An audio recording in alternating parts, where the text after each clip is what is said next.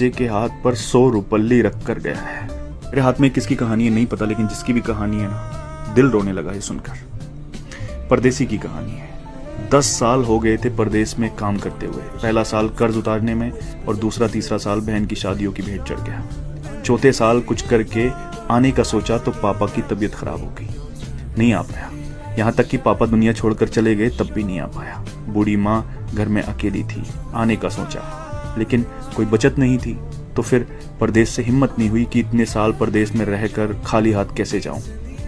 लेकिन माँ की जिद और बहनों ने कहा कि भाई आ जाओ, हमें कुछ नहीं चाहिए, बस आ जाओ कहा तो हिम्मत बढ़ी।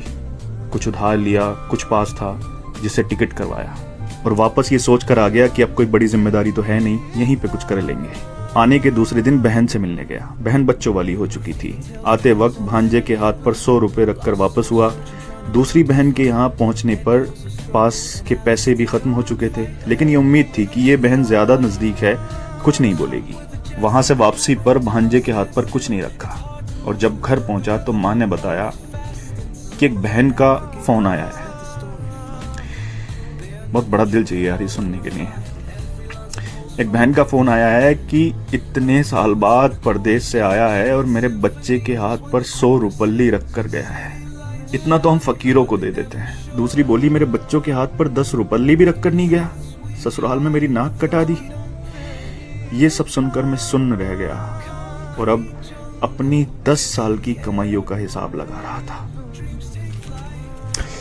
अरे यार, अगर पुराना घर छोड़कर नए घर में भी चले जाओ ना तो ख्वाब हमेशा पुराने घरों के आते हैं। पर एक परदेसी तो अपना सब कुछ छोड़कर चला जाता है अपनों के लिए, अपनों को बसाने के लिए।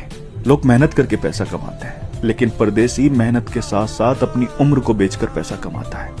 किसी खुशियों में नहीं आ पाता, किसी की मैयत में नहीं आ पाता। सच पूछो तो हमारे सीने में दिल किस तरफ है ना, ये एक परदेसी ही बता सकता है। क्योंकि जब वो अपनों को छोड़कर जाता है ना तो सीने में वही तकलीफ होती है जहां दिल होता है। जुल्म नहीं करते अपने लोग ये कहकर कि तुमने परदेश में रहकर हमारे लिए किया ही क्या है।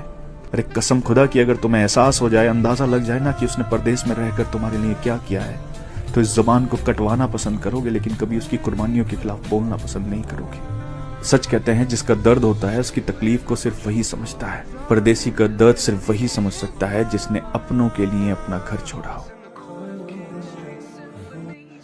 भाई ने जो कहा भाई, बहुत खतरनाक बात हुई है। आज मेरे दिल को छू गया। आप भी ध्यान से सुनिए, आपके दिल को भी छू जाएगा। वास्तव में एक हम जैसे मिडिल क्लास फैमिली का यही हाल होता है।